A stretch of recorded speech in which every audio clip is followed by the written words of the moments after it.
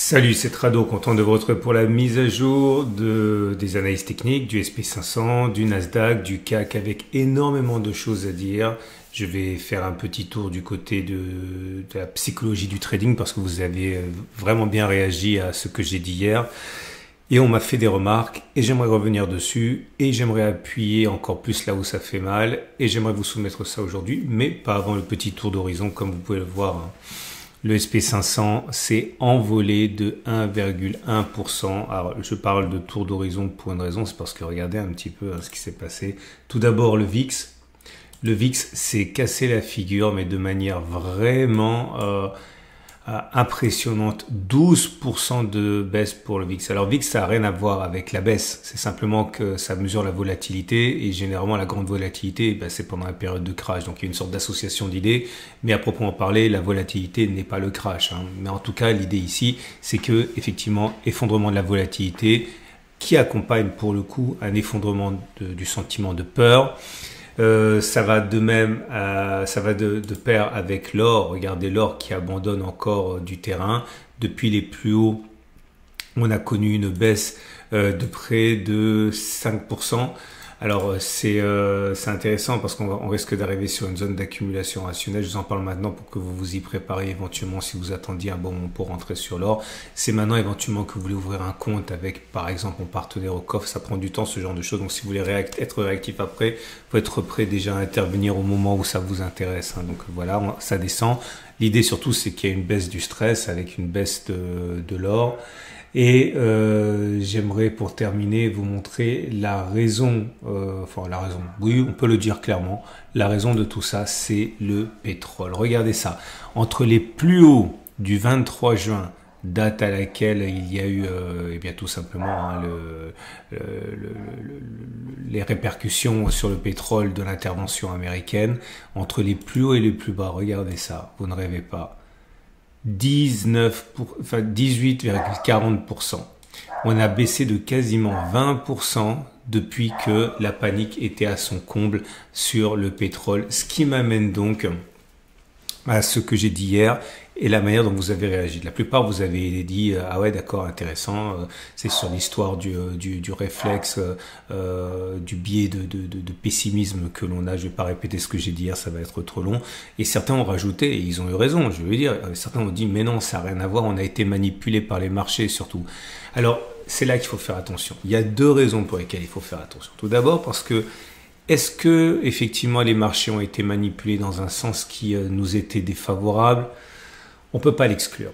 On peut pas l'exclure. Maintenant, même si la manipulation est plus souvent la règle que l'exception, pour le coup, on sait, on va le voir, et je l'ai suivi avec vous dans les Commitment of Traders, les hedge funds se sont fait avoir aussi, hein.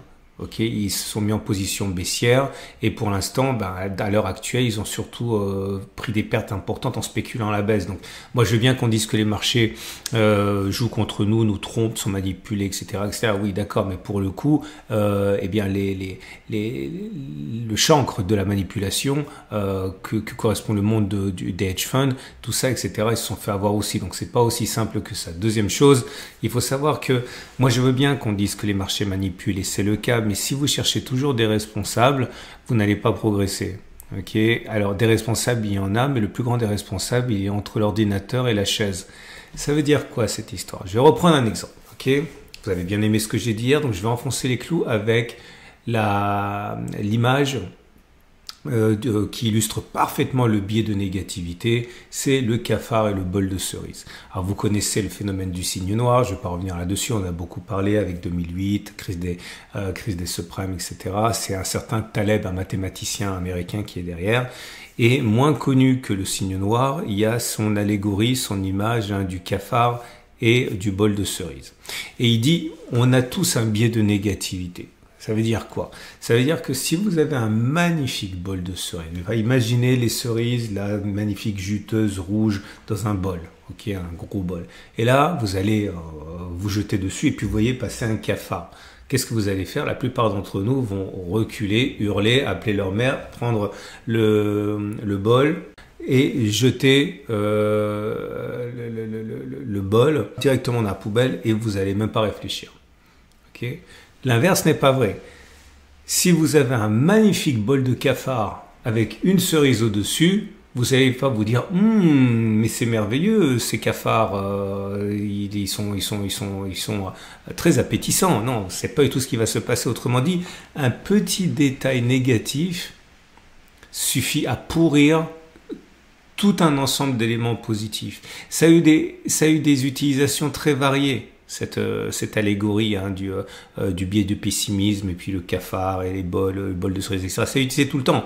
Ok, c'est pour ça, par exemple, que les services de vente sont très attention aux mauvais témoignages, aux mauvaises expériences, parce qu'ils savent très bien que les clients potentiels sont beaucoup plus affectés par un retour d'expérience négatif plutôt que par un bon retour positif. Okay. Et ça veut dire également pour les marchés quelque chose, c'est que puisqu'on est tuné comme ça, puisqu'on est câblé comme ça, on a tendance à donner énormément d'importance aux choses négatives qui vont venir pourrir le reste qui n'est pas forcément négatif. Là, on a eu envie de se faire peur avec le pétrole, on a eu envie de se faire peur avec l'Iran, on a eu envie de se faire peur avec la menace nucléaire, blablabla, parce que c'est notre nature, j'en ai parlé hier, et c'est venu, occulter toutes les choses positives qu'on avait pour l'instant. Ok, par exemple, mais c'est vraiment dans le désordre, l'idée que si cette solution se terminait bien, c'était quand même un noyau extrêmement délétère de tension, de déstabilisation. Je parle de la relation haineuse, viscérale entre l'Iran et Israël. Si ça se calmait, on pouvait repartir sur des bases très très saines. On a également occulté le fait que si l'histoire se terminait bien, le pétrole pouvait baisser durablement, ce qui allait vraiment favoriser la croissance économique. Ok ? Et là, par exemple, le fait que le pétrole baisse, c'est super important. Pourquoi ? Parce que on avait décidé à ce moment-là, depuis quelques semaines, de faire du point d'intérêt moyen-oriental l'alpha et l'oméga de tout. On a oublié les tarifs, on a oublié la guerre Ukraine, le conflit entre la Russie et l'Ukraine, etc. C'est devenu le Moyen-Orient. Pourquoi ? À cause du pétrole. Pourquoi ? Parce que justement un pétrole trop élevé pouvait faire dérailler la politique de baisse des taux d'intérêt de Powell, qui fait attention à l'inflation, et si le pétrole augmente, il ne pouvait pas baisser les taux d'intérêt. Et justement, petite parenthèse, Powell a dit justement aujourd'hui qu'il ne baissait pas les taux d'intérêt tout de suite, mais tout le monde dit qu'a priori, il devrait bien avoir 2 à 3 baisses cette année, donc ça va donner du carburant. Donc voilà, l'idée, et ce qui a retiré de tout ça pour vous, c'est accepter l'idée que vous êtes pas entaché du péché originel comme Adam et Ève, mais par contre vous êtes bien biaisé par ce biais de négativité qui est là, qui est merveilleusement illustré par l'image du cafard dans le bol de cerise. Et si vous n'arrivez pas à intégrer ça, la prochaine fois qu'il va y avoir quelque chose de négatif, vous allez sauter aux abris comme d'habitude et sans voir les possibilités qu'il y a de rentrer à bon compte. Ok ? Bon, encore une fois, mon objectif c'est pas de vous faire la morale, qui suis-je pour faire la morale, mais par contre c'est de vous ouvrir les yeux sur ce qui pourrait éventuellement vous rendre meilleur trader. On revient à notre SP500 et regardez. Non seulement on monte, non seulement on inscrit un record de moyen terme, on est sur les niveaux quasiment historiques. Il faudrait simplement que l'on progresse même pas 1% pour être sur des records historiques. Et j'aimerais, évidemment, gap, signe de force, on a des pics et des creux ascendants. Que dire de plus ? Ah oui, la fourchette d'Andrews. Je vous avais expliqué que la fourchette d'Andrews, je ne peux pas réexpliquer parce que ça va être trop long, mais l'objectif, il est d'aller chercher la médiane de la fourchette ici. Okay. Et j'avais expliqué, c'était la semaine dernière, j'avais dit, voilà, vous avez deux façons de voir les choses. Soit vous dites, ok, je vise la médiane, ok, je vise un retour sur la médiane, donc on était à peu près ici, je crois, quelque chose comme ça. On vise un retour sur... et on met un stop de protection au-dessus, voilà, on vous dit voilà, ça va être la catastrophe, ou alors vous dites non, ça va pas le faire, on va avoir un refus de médiane, et vous dites que on va sortir. Je vous rappelle que l'objectif, quand on fait un refus de médiane, c'est-à-dire lorsque l'on sort de la fourchette d'Andrews sans en avoir touché la médiane, c'est de rallier une demi-droite qui touche le pivot 1 et le pivot 3, et regardez, pouf, au point près. Alors, le point près, ça aurait pu être aussi à 2 points ou à 1 point ou à 10 points, hein, mais bon, c'est simplement dire on l'a juste touché, il n'y a pas de magie en analyse technique. Hein. Et l'objectif, il est donc à ce niveau rempli. On enlève la fourchette d'Andrews, et maintenant, eh bien, tout se passe pour le bien, hein, pour le mieux, mais on est dans les clous pour spéculer à la baisse encore. Alors, si vous êtes haussier, vous pouvez acheter maintenant. Votre garant de la tendance haussière, c'est la structure qui est haussière, avec un plus bas maintenant qui passe à 59,80, 59,45. Cette zone de support ici, elle nous intéresse moins du coup. Ok. Donc si vous voulez acheter maintenant, vous pouvez acheter maintenant. Stop de protection court en cas de comblement du gap. Ou alors en cas de clôture en dessous du gap. J'ai pas de backtest à vous proposer, sinon on aurait pu prendre le stop de protection suggéré par le backtest, mais j'ai rien de nouveau. Vous pouvez mettre un stop de protection sur la structure en clôture, c'est possible aussi. Maintenant, si vous êtes baissier, vous avez compris, hein, vous êtes bien là pour spéculer à la baisse. Hein, vous spéculez à la baisse maintenant. Vous pariez sur un retour sur un gap, sur un complément de ce gap là. Vous avez plein d'objectifs possibles. À vous de voir. Par exemple, un retour sur cette zone là, stop de protection large. Bon, le problème, c'est que là, vous êtes un petit peu contre un autobus, hein, parce que il y a tous ceux qui ont spéculé à la baisse qui risquent de courir après le papier. Hein, donc, mettez pas un stop de protection trop court. Je mettrai éventuellement plus éloigné. Ok. Le Nasdaq, c'est exactement pareil. On a vu avec le Commitment of Traders que les hedge funds sont dans le mauvais sens, hein, donc ils vont devoir courir après le papier. Là aussi, il y a un gap. Là aussi, on est sur un record historique, je crois. Oui, regardez ça. Et voilà. Le plus haut, il était ici. Et alors, on a inscrit, ça doit se faire à un point près ou quelque chose comme ça. Ouais, vraiment à un demi-point près. Alors, non seulement on est sur un record historique, mais on n'a jamais clôturé aussi haut. Hein. Donc, bon, c'est parfait.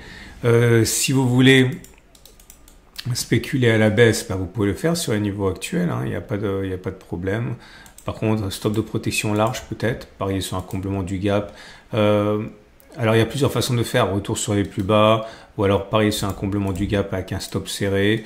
Voilà. Si j'avais un backtest à vous proposer, vous auriez pu utiliser ça, mais j'ai pas de backtest à vous proposer. Et si vous voulez acheter, c'est l'inverse. Hein. Soit vous achetez maintenant, vous pariez sur une continuation de la hausse. Là, vous allez avoir une chasse au stop qui va commencer également. Hein. C'est-à-dire que vous avez plein de traders qui ont mis leur stop de protection au-dessus, et à mesure que les hedge funds, par exemple, rachètent leur position, ils vont faire sauter des stops, et ça risque de monter aussi simplement par rachat de short. Hein. Donc, il risque véritablement d'y avoir une augmentation auto-entretenue par les couvertures de short. Hein. On va voir. Ah oui, j'ai oublié de le dire. Moi, je suis toujours en position naturellement. Hein, parce que moi, j'ai acheté. Je vais pas vous expliquer pourquoi, ça va être trop long, mais les habitués, vous le savez. J'ai acheté à 59,67. Mon stop de protection, je vais bientôt le monter. Ok, mais pour l'instant, je laisse. Il n'y a pas d'urgence. Mais je vais le remonter probablement sous le niveau de structure. Ou pas, je sais pas. Bon, pour l'instant, je ne fais rien. Et le CAC 40, c'est pareil.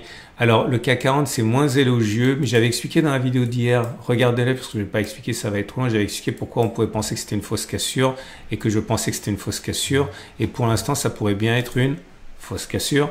Et l'idée, c'est qu'on est toujours des pics ascendants, des creux descendants, donc on est sans structure, on est en tendance neutre. Rien à dire de plus. On a ouvert un petit gap ici. On a comblé le gap. Je viens de l'enlever par erreur. On a ouvert un autre gap. C'est intéressant. Hein, là. Signe de force. Si vous voulez acheter, vous pouvez mettre un stop de protection sous le gap ou alors sous les plus bas. Ok, pareil sur un retour sur les plus hauts. Ça serait normal de faire ça. Enfin, classique de faire ça. Si vous voulez spéculer à la baisse, vous pouvez partir du principe qu'on est sur une zone de support qui a été cassée. Elle a changé de polarité. C'est une résistance. Vous spéculez à la baisse. Vous pariez sur un retour sur les plus bas, par exemple, stop de protection au-dessus. Ça peut le faire aussi. J'ai pas de backtest, je le dis pour la 4e fois, mais vous pourriez éventuellement backtester un truc. Voilà, on a fait le tour. Et voilà. Écoutez, vous savez quoi? Vous voulez me faire plaisir? Likez cette vidéo Et parce que ce sont des vidéos qui sont importantes. Si vous likez, elle va être plus proposée par l'algorithme. Et à partir de là, ça pourrait intéresser davantage de personnes. Donc, si vous êtes tout nouveau parce que vous arrivez ici, notamment à cause de tout le brouhaha qu'il y a eu sur les marchés, etc., c'est un format journalier. Vous pouvez vous abonner pour ne pas louper les mises à jour. Vous pouvez liker, ça me fait plaisir. Vous avez la vidéo sur l'or qui vient de sortir. Vous allez le retrouver là-haut. Là, c'est intéressant parce que ça baisse l'or en ce moment. Donc, si vous voulez ouvrir un compte avec un service ou retirer de l'argent pour acheter, enfin, je sais pas, ou économiser pour acheter, c'est maintenant qu'il faut se préparer. Je vous souhaite une excellente journée, je vous dis à demain pour la mise à jour.